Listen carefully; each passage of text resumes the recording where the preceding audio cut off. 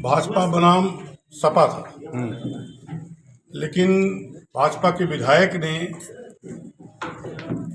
भाजपा का विरोध करते हुए सपा का पूरी तरीके से साथ दिया और मूल चुनाव में भी यही किया था उन्होंने। आज भी वह कैंडिडेट 51 वोट ही पाया हुआ है 53 वोट की बजाय, और इस चुनाव में भी उन्होंने पूरी तरीके से चुनाव को अपनी सत्ता का दुरुपयोग करते हुए प्रभावित करने का प्रयास किया। ऐसी स्थिति क्यों उत्पन्न हुई है बल्लापुर विधानसभा में, जो जिस तरह का आप बता रहे हैं? अब ये स्थिति क्यों उत्पन्न हुई है, उसका कारण है ब्लॉक में पूरी तरीके से सरकारी धन का दुरुपयोग चल रहा है। 1 करोड़ रुपए फंड वहां से रिलीज होता है, 50 लाख रुपए व्यक्तिगत विधायक के उस पे जा रहा है। पूरी ब्लॉक में आप सर्वे कर डालेंगे, ब्लॉक प्रमुख के नाम का एक भी बोर्ड आपको नहीं दिखेगा। ब्लॉक के फंड का उपयोग पूरी तरीके से विधायक के द्वारा किया जा रहा है, जैसे विधायक निधि का प्रयोग किया जा रहा है। इसी बिहाफ पर कि हम तुम्हारे पद को बचाए रखेंगे और तुमको ब्लॉक की निधि से कोई मतलब नहीं होगा, किसी चीज से कोई वास्ता नहीं होगा, तत्कालिक लाभ के लिए। और उनको ये डर बना रहता है कि मनोज सिंह अगर ब्लॉक में बैठ जाएंगे तो आने वाले चुनाव में हमारे प्रतिद्वंदी बनेंगे। 105 बीडीसी मेंबर्स थे, 70 चाहिए थे, कोरम भी नहीं पूरा हो पाया था जब 16 को अविश्वास की प्रक्रिया लाई गई। बताया, उसका भी कारण मैंने बताया। कोरम पूरा नहीं, टोटल कुल संख्या हमको 70 चाहिए थी। 68 लोग हमारे 11:15 बजे वहां ब्लॉक में एंट्री कर चुके थे। आधे घंटे तक एक बीडीसी सदस्यों के पेपर की जांच पड़ताल की गई।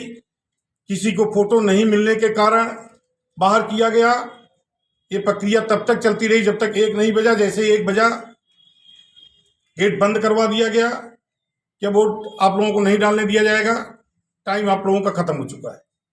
जबकि जो मूल चुनाव हुआ था उसमें केवल आधार कार्ड को देखते हुए वार्ड संख्या का मिलान करके सारे सदस्यों को वोट डालने दिया गया था। लेकिन इस अविश्वास प्रस्ताव के तहत जिन सदस्यों के द्वारा सर्टिफिकेट नहीं लाया गया था उनको पहले ही लिस्ट में उनको बाहर कर दिया गया कि आपके पास सर्टिफिकेट नहीं है।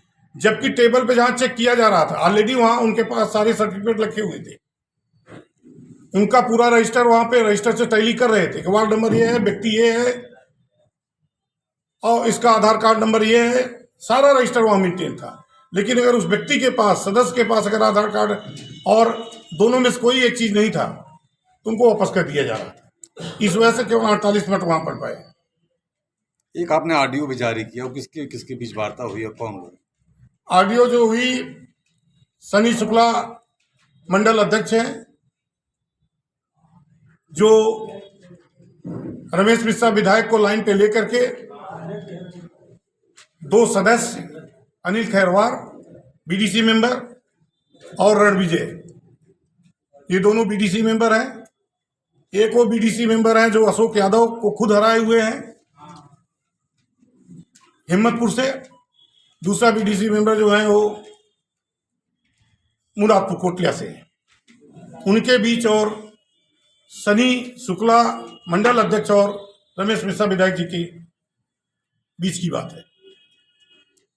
आप कह रहे हैं वहां पर 2 भाजपा काम कर रही है, एक रमेश मिश्रा विधायक की भाजपा काम कर रही है और एक दूसरी भाजपा काम कर रही है। बिल्कुल सही है। लेकिन जो वहाँ बदलापुर के लोग बता रहे हैं, जो वहां पर चर्चा है वो ये है कि ये 2 गुट की लड़ाई है, एक कृपा शंकर सिंह का गुट है, दूसरा रमेश मिश्रा का गुट है। नहीं, जिनका ये कहना है पूरी तरीके से गलत कहना है। कृपा शंकर सिंह जी का इस चुनाव से कोई लेना देना नहीं है। अगर कृपा शंकर सिंह और रमेश मिश्रा के बीच की लड़ाई होती तो 2021 में कृपा शंकर सिंह जी का कोई भी इन्वॉल्वमेंट चुनाव में नहीं था। उस समय भी इसी रमेश मिश्रा के द्वारा डिस्टर्ब किया गया था, विश्वास दे करके विश्वासघात किया गया था, अवैधानिक तरीके से चुनाव को डिक्लेयर कराया गया था। आज भी रिकॉर्ड निकलवाइए सर्टिफाइड आरटीआई के तहत, आपको पता चल जाएगा किसको कितना वोट मिला हुआ है। आगे आपकी क्या तैयारी? आगे तैयारी है, अगला 2026 में जो चुनाव होगा वो भी लड़ा जाएगा, 2027 का भी चुनाव लड़ा जाएगा, पंचायती इलेक्शन और विधानसभा। पंचायती इलेक्शन और विधानसभा। क्या आप मानते हैं कि जो विधायक रमेश मिश्रा जी हैं उनके तेवर पिछले दिनों बाबू सिंह कुशवाहा की तारीफ करते हैं, क्या वो निश्चित तौर पर समाजवादी पार्टी में अपना आगे का भविष्य खोज रहे हैं। चूंकि सिर्फ मनोज सिंह बात आई माननीय कृपा शंकर सिंह जी तक ये बात नहीं है, माननीय योगी जी का भी उन्होंने खुले मन से उनकी नीतियों का विरोध किया है और उसी नीतियों का फायदा उठा करके विधायक बने भी हैं। बीजेपी छोड़ करके किसी विधानसभा से 5,000 वोट लेकर अगर बता दें तो मैं समझूंगा कि इनका भी कोई जनाधार है।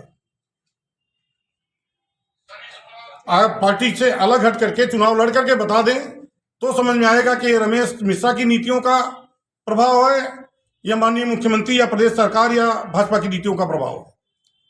आपने एक और आरोप लगाया है कि जो वहाँ का बजट है बदलापुर ब्लॉक का, आधा बजट जो है रमेश मिश्रा के खाते में जाता है, आधा खाते का मतलब देखिए, वैधानिक तरीके से खाते में कोई नहीं ले सकता है।